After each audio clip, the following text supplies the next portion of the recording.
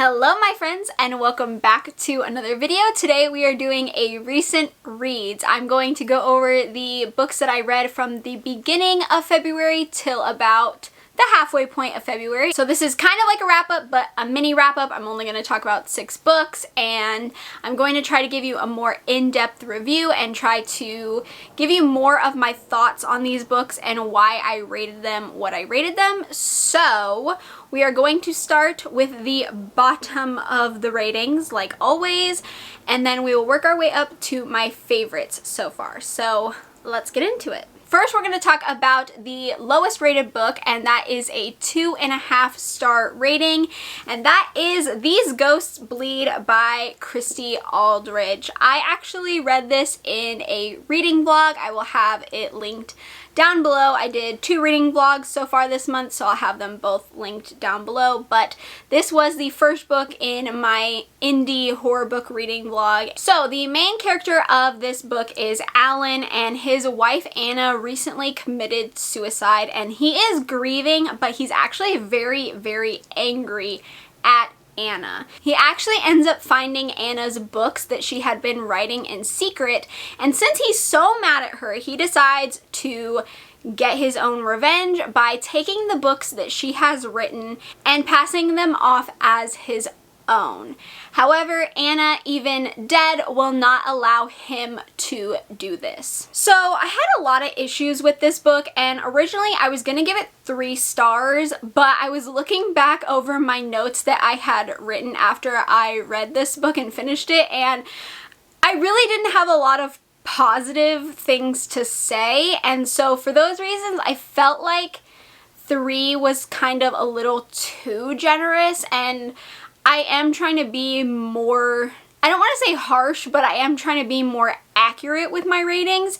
So I settled on a 2.5 star rating for this one. This book is fairly long, and I feel like that actually did hinder the book a lot for me personally. I'm not a fan of super long books in general. I find that they end up dragging too much for me, and I end up getting bored or distracted, or I just get disinterested in the overall story. The other problem is this book is really flat. Like, the tone of this book is extremely flat. There's really no suspense or tension or atmosphere. It's just very one note, and with the kind of book that this is trying to be, which is a revenge story, I just feel like I didn't have any tension around the revenge. Like, there was just no anything to this story that kept me engaged. I was just kind of bored. My other issue is the main character, Alan, is a horrible person, and I'm all for having bad main characters. I like showcasing terrible humans, and so I understand where the author was trying to go, but this book is extremely long to be stuck in Alan's mind and to listen to him be just a toxic, awful, misogynistic, horrible human being, and for that long it was just kind of a nightmare for me that I was like, I don't like you, I just want to see you get your karma, and it took extremely long for the karma to get Alan, and by that point I was just kind of disinterested. I didn't care. I felt like it was just dragging on for too long, and I wasn't seeing anything that I wanted to see. I felt like the revenge was kind of a side part of the plot, which I wanted it to be the main focal point. I wanted it to have these really punchy, cool revenge scenes with Anna seeking revenge on Alan, and I just feel like we only got a really small glimpse of that. But I wanted that to be the main part of the book, and to me it didn't feel like the main part of the book. The main part of the book was just Alan being Alan, and I didn't personally like that. The other problem is the revenge part of this book is not quite what I expected. There were little brief moments where the revenge was doing what I assumed the revenge part was gonna be like, but it wasn't enough for me. I would have liked to see a lot more in there. It just happened a few times, and the rest of the book was just a whole lot of nothing in my opinion. So when the ending came and the revenge did finally happen, it just felt very unsatisfying, and it's just not the kind of revenge that I assumed we were going to be getting. It was fine, it was a little bit predictable, but it didn't really get me like I wanted it to get me in the end. I just wanted everything to come together, and it just felt like it didn't, I guess.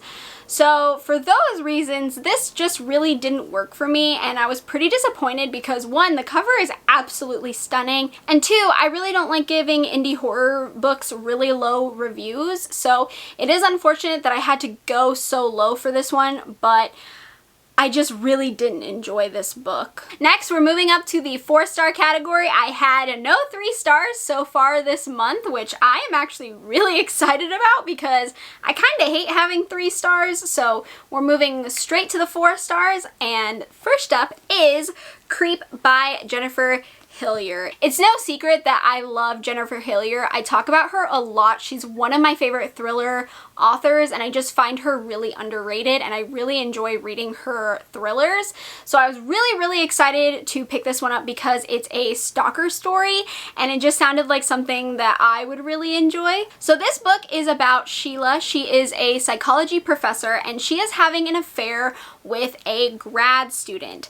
But Sheila is now engaged, so she ends up ending her affair with Ethan, the grad student, and Ethan is not happy about this. He is not happy that Sheila has ended the affair, and he actually has plans because he is not going to let Sheila just walk away from this. So this is actually a really intense thriller. I was kind of surprised, not really surprised because it is Jennifer Hillier, but I do know this was Jennifer Hillier's debut, so I did have lower expectations just because I didn't really know what to expect. I didn't know how much her writing had changed, but it really is a very intense psychological stalker story. It's kind of crazy and kind of over the top. Some of the things that happened, I was just like, what is going on? I really think that if you like watching the show or if you read the books, I really think you would probably enjoy this because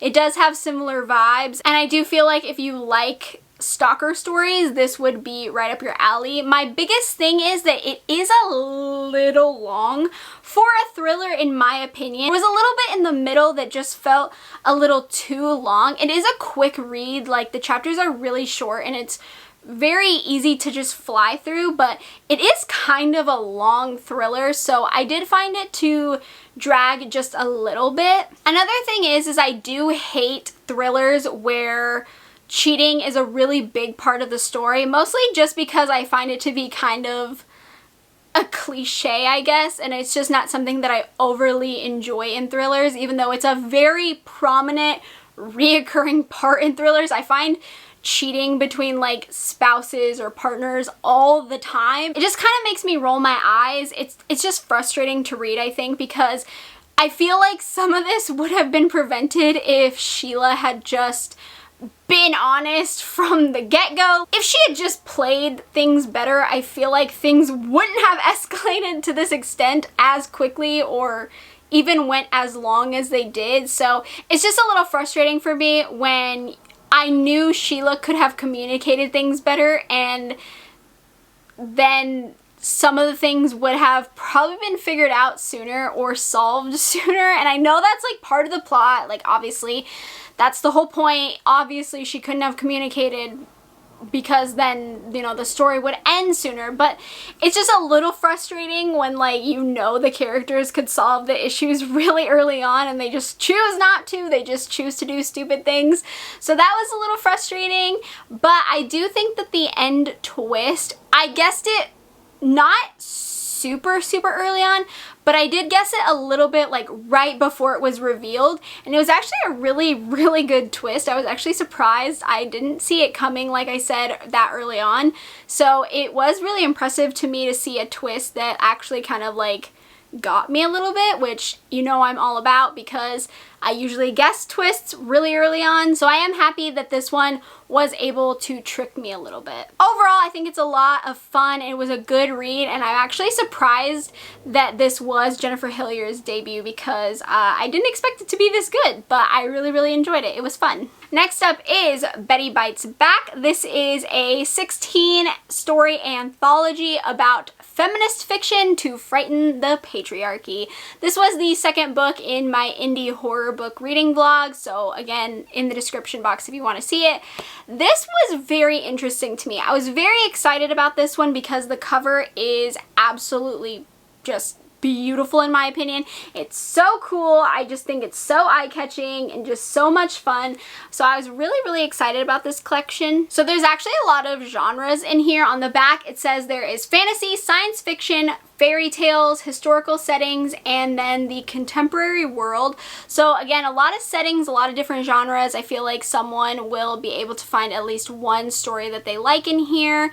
There is some poetry in here as well, which I am not the biggest fan of poetry usually, just because I don't like to think that hard when I'm reading, and sometimes poetry makes me think a little too hard, and that just takes the fun out of it for me. But I found these poems to be really straightforward and really easy to understand and grasp the concepts of. I feel like that this does read a little bit YA, which it does say in here that these stories I believe are like 16 plus, so it does make sense that some of them lean a little bit more YA. They don't go fully dark and messed up and too horror in my opinion, but there is that underlying horror element because I feel like anyone that identifies as a woman could read these stories and relate to some extent, have similar experiences, have similar feelings, have similar thoughts.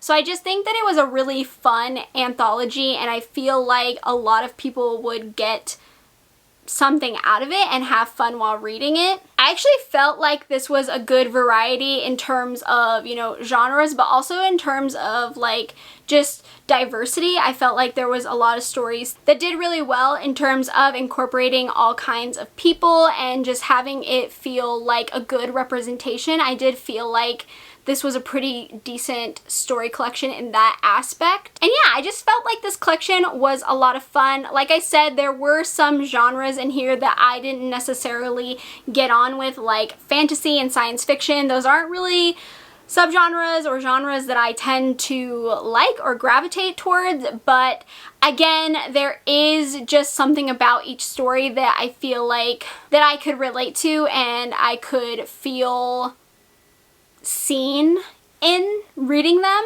So I feel like even though they weren't genres that I typically liked, I was still able to get something out of each story and appreciate them and be able to just like have fun while reading them. So I thought this was actually a really good collection and I did enjoy it a lot. Next and last in the 4-star category is Episode 13 by Craig DeLuey.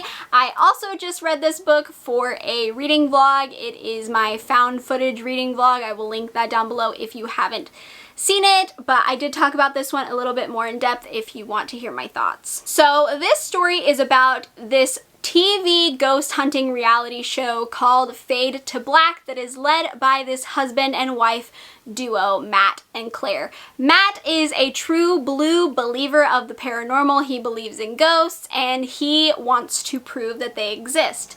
Claire, on the other hand, is a scientist. She wants to prove everything can be debunked and she just doesn't really believe in the paranormal, and she uses science to debunk anything that she can debunk on the show. They also have Jake, who is the cameraman, Kevin, who is an ex-cop, and Jessica, who is an actress, but on the show to have just kind of a bubbly presence for her likability, just kind of help with ratings, that kind of thing. So they are filming their 13th episode and they end up going to this place called the Foundation House, and this place had bizarre experiments go on in the 70s and it is supposed to be haunted, so the group is very excited to be there and they think this is going to make the show just super amazing. They're gonna have a great time, try to prove that ghosts exist. It's gonna be great.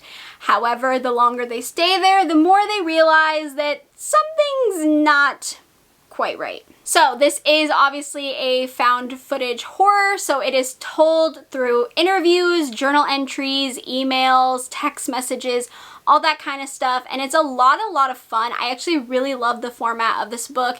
It is on the longer side, it's a little over 400 pages, but with the way that it's told, it actually reads a lot faster, which is something that I enjoy because chunky books kind of make me a little bit nervous. I get a little intimidated, so when they're easier to read like this format, it just makes my reading experience a lot more fun and easier for me. I actually felt like this book did a really good job at trying to capture the essence of a found footage. I felt like the atmosphere was really on point. I felt like the characters were absolutely perfect. If you watch found footage movies, I feel like you're going to just know what I'm talking about. The characters are literally just your average, typical found footage movie characters. And I actually really enjoyed that because they just add to the atmosphere. They add to everything that's going on, to watch their dynamic and their responses and how they interact with each other. It makes it more fun. One of the issues I had with it is just in the middle, it felt like it dragged a bit. There was just a lull that I wish we had seen a little bit more action in there, a little bit more something to kind of speed up the process of getting to the ending. The middle, just a slight part in the middle dragged for me, but overall I did like the pacing. My other critique is just that I didn't get as much punch or like intensity that I would have liked, just because I could visualize what was happening in my head, because this book did a really good job of trying to put me in the mindset of a found footage, but for me it did lack that feeling that I get when I watch found footage movies, where I'm just on the edge of my seat, and then when something big happens I get like, you know, that shock, that like, whoa, that crazy feeling. I didn't really get that with this book. That's not really the book's fault. I just feel like that's just something that works a lot better with a visual, like in a found footage movie, so I'm trying not to knock the book too much for that. I don't feel like that's necessarily the book's fault. I just think that's more of me as a reader not being able to have that feeling. A lot of people have said that they're not a fan of the ending. I can see why people are not a fan of the ending, because it's not something that I typically enjoy. It's not something that I would have wanted to have happened for the ending. I personally would have liked if the book had kept going in a different direction, because I feel like we were kind of there in the beginning / middle, but then they kind of took us in a slightly different direction. I do think that it makes a lot of sense with the book why it ended the way it did, but for me personally, I just would have liked a little bit something else, just because that's what I tend to like more in my found footage movies. So it wasn't the worst ending in the world for me, but I can see why a lot of people don't love it, just because it is a little over the top, a little dramatic, a little silly, but that just kind of fits in the category of found footage for me. I feel like found footage movies are usually over the top, silly, kind of just ridiculous. So I think that this book did a great job of capturing a found footage and keeping that atmosphere and keeping me in the mindset of a found footage. So for those reasons, I really did enjoy this book. We're moving on up to the 4.5 star category, and I feel like this book is going to come as a surprise to a lot of people, because it came as a surprise to me. I'm actually very shocked that I liked this book as much as I did, and that is Anatomy, a Love Story by Dana Schwartz. I still don't know if it's Dana or Dana. I'm still unsure about that. I'm very sorry. I'm just really surprised that I ended up enjoying it as much as I did. But this is about the main character, Hazel, and she wants to be a surgeon.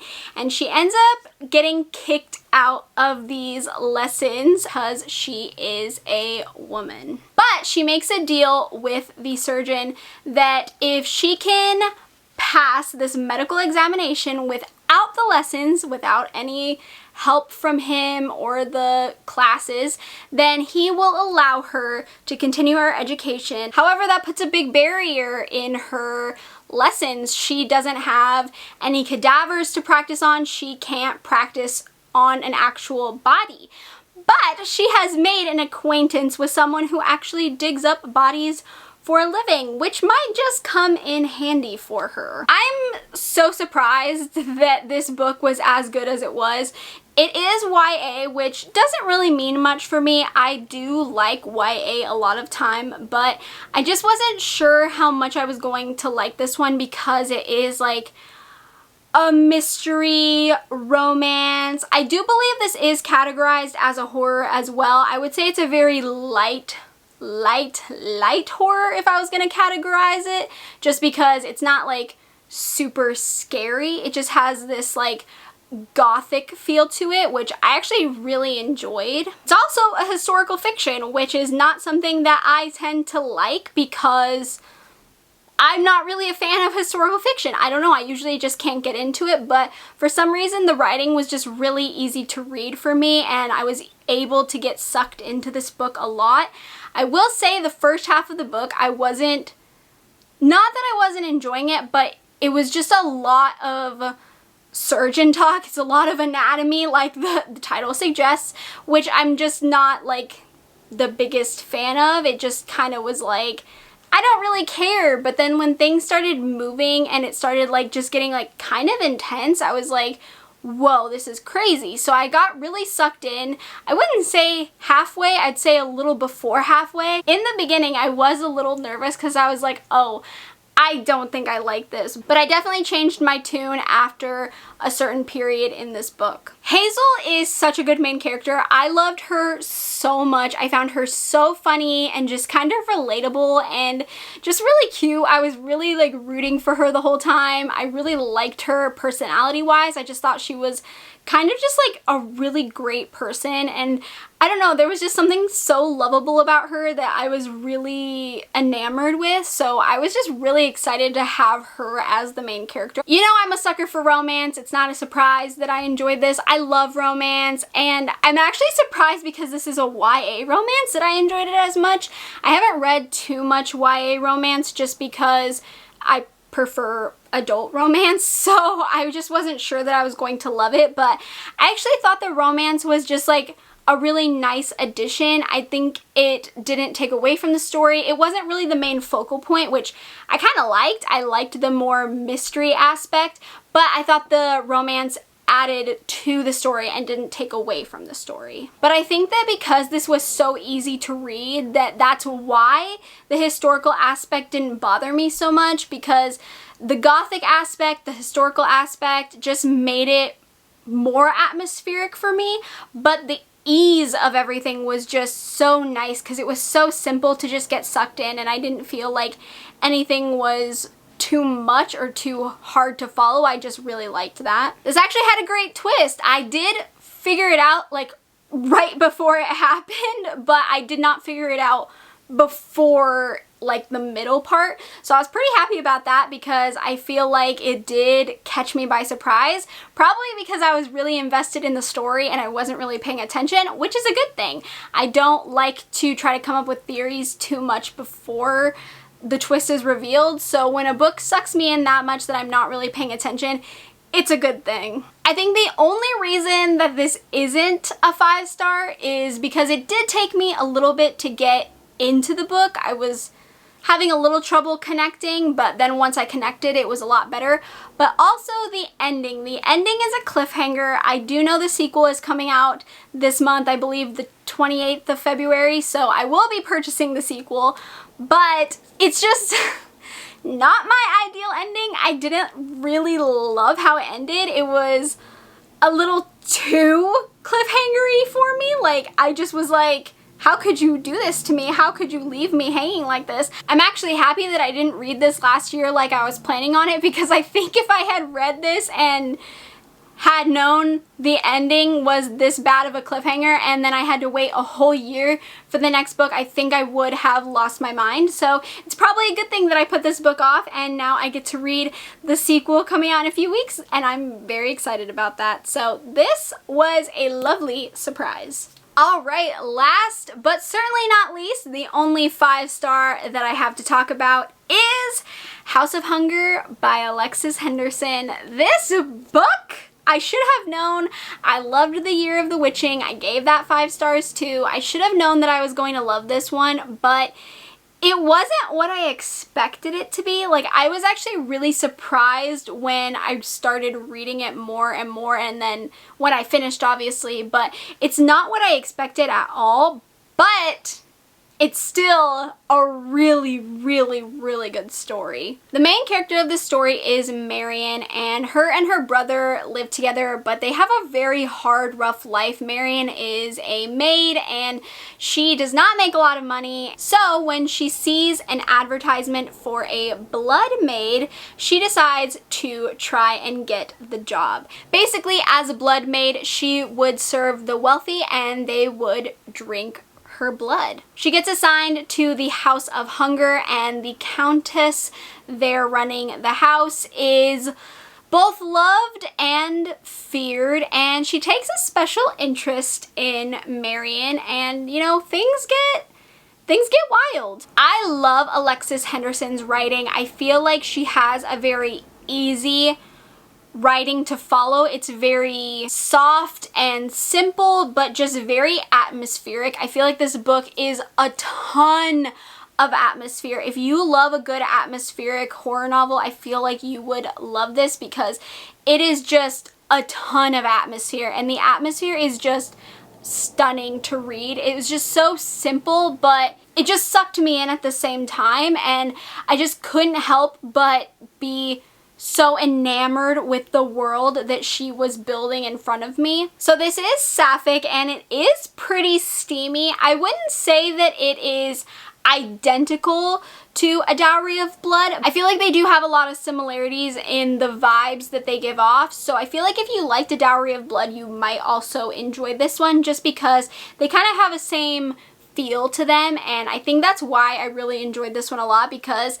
that's kind of why I enjoyed A Dowry of Blood. It's not what I expected, but it just was like, I don't know, there was just something steamy about it, something vampy. So this is a horror novel, but I would say that this is more of a cozy, light horror. This is very, very, very light horror. It's not super scary, but there is a lot of imagery and just certain scenes towards the end that I think are very creepy and tense. It's just not what I expected in terms of horror, but I wasn't super disappointed by that. I just, you know, wasn't sure that's what I was getting into.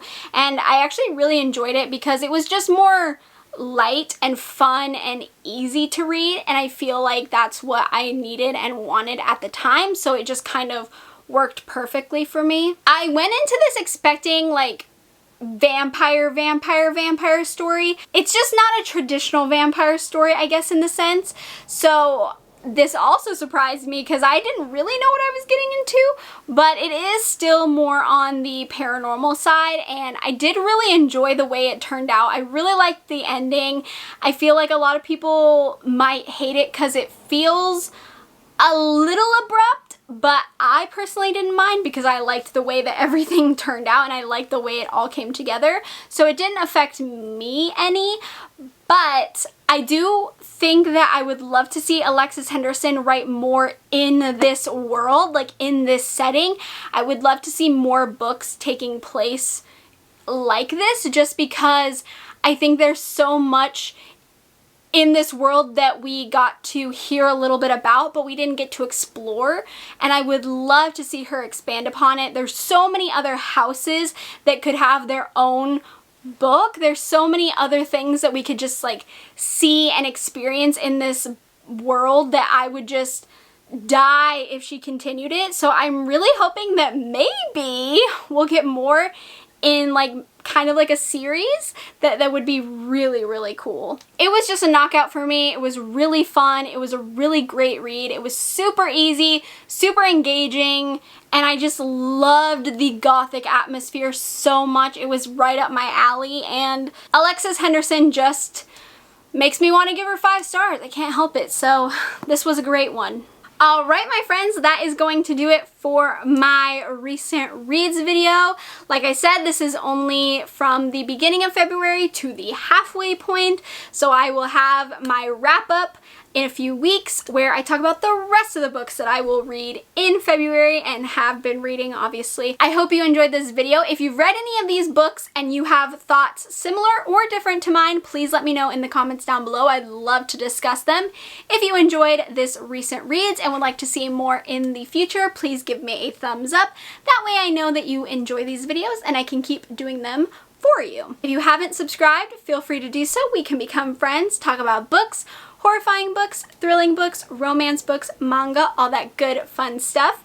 And with that being said, I hope you are having a great day, night, morning, afternoon, wherever you are, and I will see you in my next video. Bye!